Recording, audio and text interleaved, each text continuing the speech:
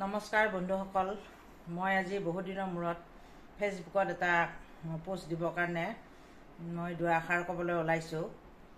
মানে এইবাৰ যিটো নিৰ্বাচন হৈ গ'ল, লোকসভাৰ নিৰ্বাচন 2024 2024 যিটো নিৰ্বাচন হৈ গ'ল, নিৰ্বাচনত ভাৰতীয় জনতা পাৰ্টীৰ বিফলতাৰ কাৰণ কি? এক নম্বৰ কাৰণ মই ভাবোঁ মূল্য বৃদ্ধি আৰু টোলগেটবিলাকত যিবিলাক নেকি আপোনাৰ যিটো একাউণ্টত থকা পাব্লিকজনৰ যিটো ৰেটত তেওঁলোকে পাৰ হৈ যাব পাৰে, কিন্তু যাৰ নেকি একাউণ্ট নাই, যোনে কেছ দিব, সেই মানুহজনৰ পইচাটো আহোঁতে যাওঁতে ডাবল হৈ যায়। গতিকে সেই হিচাপে পাব্লিকৰ এটা মেণ্টেল হাৰাছমেণ্ট আৰু ফাইনেন্সিয়েল হাৰাছমেণ্ট কৰিছিল বিজেপি পাৰ্টীৰ বিষয়ববীয়া প্ৰধানমন্ত্ৰীৰ পৰা আদি কৰি বা আমাৰ অসমৰ মুখ্যমন্ত্ৰীৰ পৰা আদি কৰি এইটোৰ কাৰণে মানুহৰ অলপ ক্ষোভ আছিল। আৰু এক নম্বৰ কাৰণ আছিল গুৱাহাটীৰ লোকসভা সমষ্টিখন জিকিছে বাৰু, কথা নাই, বহুত ভাল, আমি বিজেপিৰে সমৰ্থক হয়, কিন্তু কিছুমান দুখ দেখুৱাই দিব লাগিব তেওঁলোকক। এই যে শিল সাঁকোৰ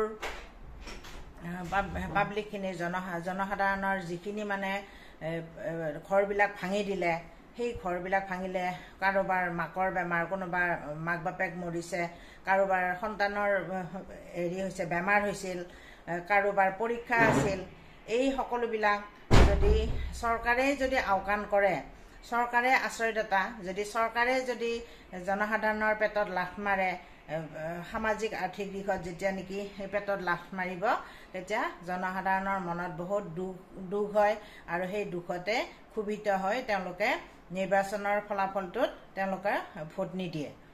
ভোট কিয় দিব?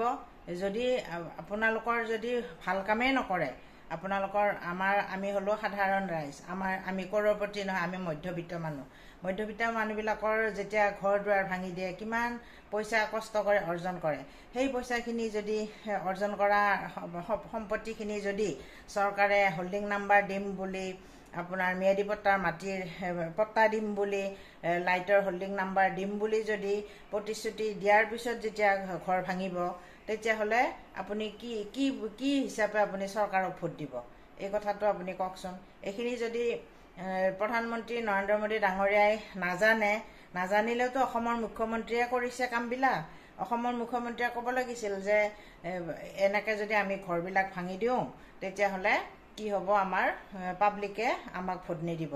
আৰুতো বিধানসভাৰ নিৰ্বাচন আহিয়ে আছে, কাম কৰিছে বিজেপিয়ে, ভাল কাম কৰিছে। আৰু বিজেপিৰ আগৰ যিখিনি বিজেপি আছিল, তেওঁলোকৰ আদৰ্শ নীতি বহুত ভাল আছিল। তেওঁলোকে সমাজৰ সাধাৰণ ৰাইজৰ লগত মিলি সৎ পন্থাৰে কাম কৰিছিলে। আৰু মই নৰেন্দ্ৰ মোদী ডাঙৰীয়া দেৱৰ আদৰ্শ নীতিও বেয়া বুলি নকওঁ। তেওঁ আন্তৰ্জাতিক দিশত বহুত আমাক শক্তিশালী কৰিছে, আৰ্থিক দিশতো শক্তিশালী কৰিছে, আৰু এইটো কৰিছে কি, আমাৰ যিবিলাক আৰ্মিসকল, তেওঁলোকক বহুত সন্মান কৰিছে, তেওঁলোকৰ সুৰক্ষাৰ কাৰণে তেওঁ চিন্তা কৰিছে। এইখিনি কাম কিন্তু কংগ্ৰেছ চৰকাৰে কৰা নাছিল। আৰু কংগ্ৰেছ চৰকাৰ হ'ল এটা মহাসাম্প্ৰদায়িক দল। তেওঁলোকে মুছলিমৰ আৰু খ্ৰীষ্টানৰ ভোটত বাদে তেওঁলোকে বাকী ভোট চিনি নাপায়, আৰু সাম্প্ৰদায়িক, আৰু সেই ভোটৰ দ্বাৰাই তেওঁলোকে কূটনীতিৰ ৰাজনীতি কৰি তেওঁলোকে আজি 70 বছৰেও দখল কৰিছিলে, আৰু এইবাৰো কেইখনমান আসন কূটনীতিৰ সহকাৰে ল'বৰ কাৰণে সক্ষম হ'ল। আৰু ইয়াতে সমাজবাদী পাৰ্টী আছে, সমাজবাদী পাৰ্টীখিনিৰ মূল মন্ত্ৰ কি কৰিছে যে বিজেপি চৰকাৰে সংবিধানখন এইবাৰ কি কৰিব, সলনি কৰি দিব, সংবিধানৰ নাম নিচান নোহোৱা কৰি দিব। আৰু ভীম যে আমাৰ আম্বেদকাৰ দেৱে যিখিনি নেকি তেওঁ সংবিধান প্ৰণয়ন কৰিছিলে, সেই সংবিধানৰ যিবিলাক ৰীতি আছে আৰু দলিতখিনিৰ কাৰণে যিখিনি ৰিজাৰ্ভেশ্যন চিট আছে, সেইবিলাক উঠাই দিব, এইবিলাক ভয় খুৱাইছিলে দলিত শ্ৰেণীখিনিক সমাজবাদী পাৰ্টীয়ে। সেইকাৰণে সেই বিজেপিৰ ভোটখিনি ক'লৈ গ'ল, সমাজবাদী পাৰ্টীলৈ গ'ল। আৰু পইচা পাতিৰো কিবা খেলা আছে চাগে, সেইবিলাকো কৰিছে তেওঁলোকে ভিতৰে, সেইবিলাক আমি আৰু নেদেখা কথা ক'ব যোৱাটো উচিত নহয়, কিন্তু এনেকৈ কৰি ব্ৰেইন ৱাছ কৰিছিলে।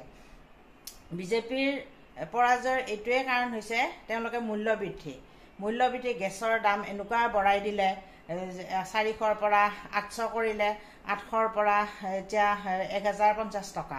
আৰু কিছুমানত 1100 কিছুমানত 1050 টকা দিব লগা হৈছে জনসাধাৰণে। এইটো কাৰণে জনসাধাৰণ বহুত সুবিধা, কাৰণ আমি হ'লো সাধাৰণ মধ্যবিত্ত শ্ৰেণীৰ লোক। আমি আৰু আমাতকৈও তলৰ যিবিলাক মানুহ আছে, আমাৰ এনেকৈ যদি গেছৰ দাম মূল্য বৃদ্ধি কৰি দিয়ে, বস্তুৰ দাম বৃদ্ধি কৰি দিয়ে, অলপমান সকাহ দিব লাগে জনসাধাৰণক। ইলেকশ্যনৰ সময়ত বিশেষকৈ এইবিলাক ক্ষেত্ৰত যেতিয়া তেওঁলোকে সকাহ দিয়ে, এই পলিচিটো অৱলম্বন কৰিলেহে চৰকাৰ সদায় জিকিব আৰু মানুহৰ মাজত সদায় আপোন হৈ থাকিব। আৰু যদি এইবিলাক কাম কৰিব নোৱাৰে, তেওঁলোক কেতিয়াও আপোন হ'ব নোৱাৰে। আৰু এটা মই কথা কওঁ ইয়াৰ লগতে কি, আমাৰ অসমৰ বিশেষকৈ ওপৰ অসমৰ যিবিলাক ৰাইজ, আমাৰ ৰাইজৰ এটা ভুল ধাৰণা হৈ আছে কি, কাহ আহিলে আমাৰ মানুহৰ অস্তিত্ব নোহোৱা কৰিব, মাটি সম্পত্তি যাব। এইটো কথা ভুল। আগতেই যিখিনি মানুহ আহি আছে, বাংলাদেশৰ পৰাই হওক আৰু পাকিস্তানৰ পৰাই হওক, আফগানিস্তানৰ পৰা হওক, যিখিনিয়ে শৰণ লৈ আছে ভাৰতত আহি, সেই মানুহখিনিৰ কাৰণেহে চিটিজেনশ্বিপ এমেণ্ডমেণ্ট এক্টখন কৰিছে, যাতে তেওঁলোকে ইমান বছৰ থকাৰ পিছতে তেওঁলোকে মাটি কিনিব পাৰে আৰু নিজৰ নাগৰিকত্ব ল'ব পাৰে ভাৰতীয় হিচাপে। সেইবিলাক হিন্দুৱে। কিন্তু হিন্দু বাংলাদেশীখিনি আহিলে আমাৰ অসমৰ, উজনি অসমৰ মানুহৰ গা পুৰণি উঠে। এই কথাটো মই নাজানো।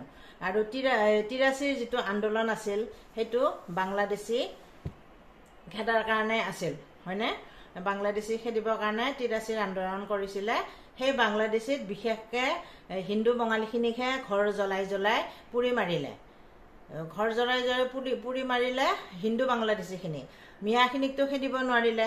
মুছলমান মৈমনছিঙাখিনি তেওঁলোকৰ বঙহৰ দেও। মুছলমানখিনি থাকিব পাৰে, মুছলমান বাংলাদেশীখিনি থাকিব পাৰে অসমত, আৰু হিন্দু বাংলাদেশীখিনি থাকিলে তেওঁলোকৰ গা ইচাত বিচাত কৰে। এইবাৰ যতীন বৰাৰ চিনেমাখন ৰাঘৱখন, এইখনকো তেওঁলোকে কি কৰিলে, নস্যাৎ কৰিলে। তেওঁলোকে চাবই নগ'ল, তেওঁলোকে সমৰ্থনে নিদিলে অসমৰ, বিশেষকৈ অসমৰ ৰাইজে। এইবিলাক ভুল কথা। যদি কাকো সমৰ্থন নকৰে, কাকোৱে সমৰ্থন কৰিব নালাগে। মিয়াৰ ভোটেদি তেওঁলোকে কিয় ৰাজনীতি কৰে পিছে? এইবাৰ যে গৌৰৱ গগৈ যে এইবাৰ জিকিলে, গৌৰৱ গগৈ এইবাৰ মিয়াৰ ৰাজনীতি কৰিব অসমত, আৰু সেই মিয়াই দিয়ে আকৌ বিধানসভাৰ নিৰ্বাচন খেলিব। তেওঁলোকৰ ৰণনীতি হ'ল সেইটো।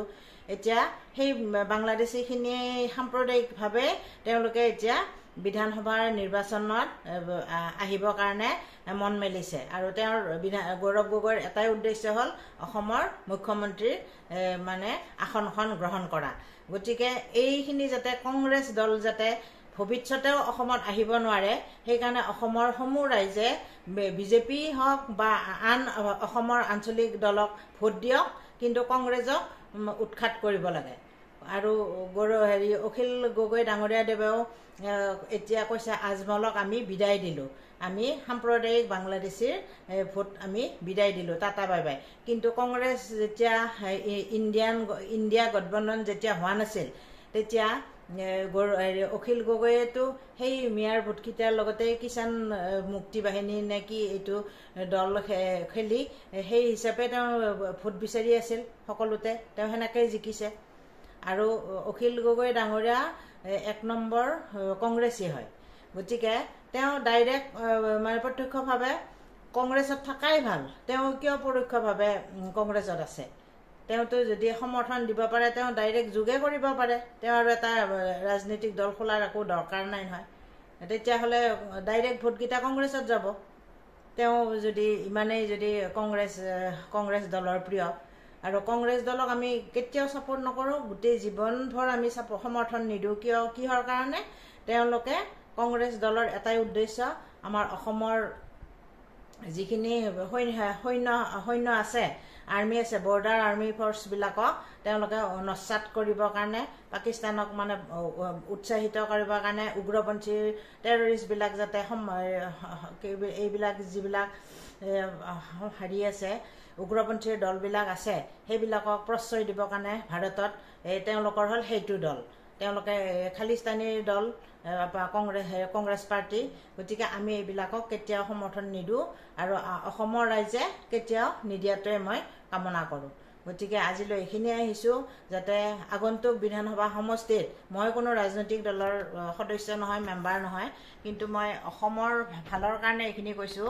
কংগ্ৰেছ দল আহিলে আকৌ যিখিনি বিজেপি চৰকাৰে যিখিনি ৰাস্তা ঘাটৰ উন্নয়ন কৰিছে সেই উন্নয়নখিনিও ধূলিসাৎ হ'ব আৰু তেওঁলোকে এইবিলাক কাম কেতিয়াও নকৰে, ৰাস্তা ঘাটৰ উন্নয়ন নকৰে।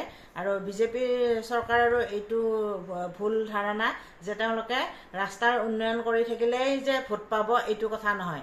তেওঁলোকে জনসাধাৰণৰ দুখ বেদনাও জানিব লাগিব, জনসাধাৰণৰ কাষলৈ আহিব লাগিব। আৰু নাহিলেও আহিব দৰকাৰ নাই। তেওঁলোকে যদি মূল্যবৃদ্ধিবিলাক কমাই দিয়ে, গেছৰ দাম কমাই দিয়ে, তেওঁলোকে যদি টোল গেটৰ পইচাবিলাক কমাই দিয়ে, তেতিয়া পুনৰ তেওঁলোকে বিধানসভা সমষ্টিত আকৌ বহুমত লৈ জিকি তেওঁলোকে আকৌ চৰকাৰ গঠন কৰিব পাৰিব। গতিকে মোৰ এইখিনিয়ে অসমবাসীলৈ আহ্বান, যাতে সকলোৱে সাম্প্ৰদায়িক দল কংগ্ৰেছক উৎখাত কৰে, নস্যাৎ কৰে আৰু আগন্তুক বিধানসভাৰ যিটো নিৰ্বাচন হ'ব 2026-ত, সেই 26-ত যাতে আঞ্চলিক দল আহক আৰু ভাৰতীয় জনতা পাৰ্টিও আহক আৰু বেলেগ বেলেগ যিবিলাক আঞ্চলিক দল আছে, নিৰ্দলীয় পাৰ্টি আছে, সেইবিলাকে চৰকাৰ গঠন কৰক, কিন্তু কংগ্ৰেছক একচ্ছত্ৰী সম্ৰাট বনাবৰ কোনো দৰকাৰ নাই। গতিকে মই আহিছোঁ আজিলৈ ইমানেই।